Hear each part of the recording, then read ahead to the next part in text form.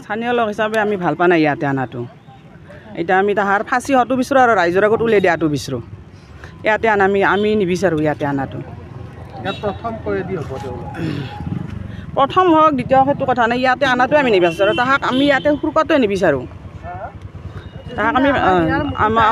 আমাৰ আমঠু আছিল আজি জুবিনদাক মাৰাৰ কাৰণে সিহঁতক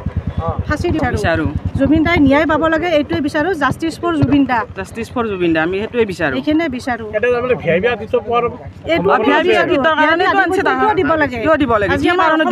মণি এজনক মাৰি পেলালে কিয় ইমান হেৰি দিব লাগে মাৰি পেলাব লাগে ৰাইজৰ আগত উলিয়াই দিয়ক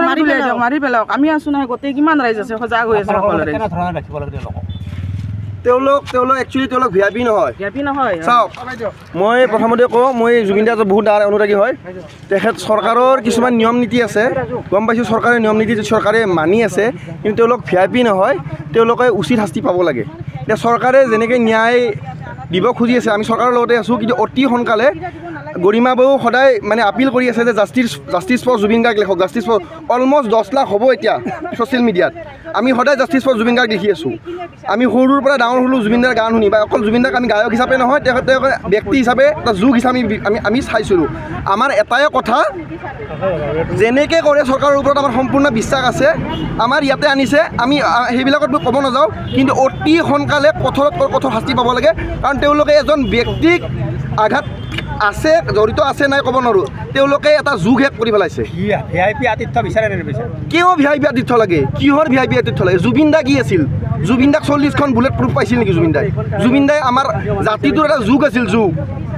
আমি এই বাচ্চাৰ পৰা 1992 জুবিন দাৰ অনামিকা ওলাইছিল মোৰ 1996 জন্ম গান যেতিয়াৰ পৰা শুনিব পৰা হৈছোঁ তেতিয়াৰ পৰা জুবিন দাৰ গান শুনিছোঁ আমি জুবিন দাৰ বাহিৰে বেলেগক চিনিয়ে নাপাওঁ আৰু জুবিন দাক অকল গায়ক হিচাপে নহয় জুবিন দা একজন ব্যক্তি হিচাপে ভাল পাইছোঁ তেখেতে যিখিনি কাম কৰিছে সেইখিনি কাম আমি জীয়াই থাকাতে নহয় আমাৰ পিছতো বহুত বছৰ পাছতো কোনো নলয় মই এটা বস্তু চৰকাৰক অনুগ্ৰহ কৰি আপিল কৰিছোঁ অতি সোনকালে আপোনালোকৰ ওপৰত আমাৰ বিশ্বাস আছে অতি সোনকালে জুবিন দাৰ ন্যায়ৰ কাৰণে ব্যৱস্থা কৰক আৰু আপোনালোকে এটা কথা ভাবক মানুহে বহুতৰ কথা কৈছে গৰিমা বৌৰ কথা ভাবক জুবিন দাক গৰিমা বৌ কেনেকৈ ৰাখিছিল তেখেতে কি উপলব্ধি কৰিছে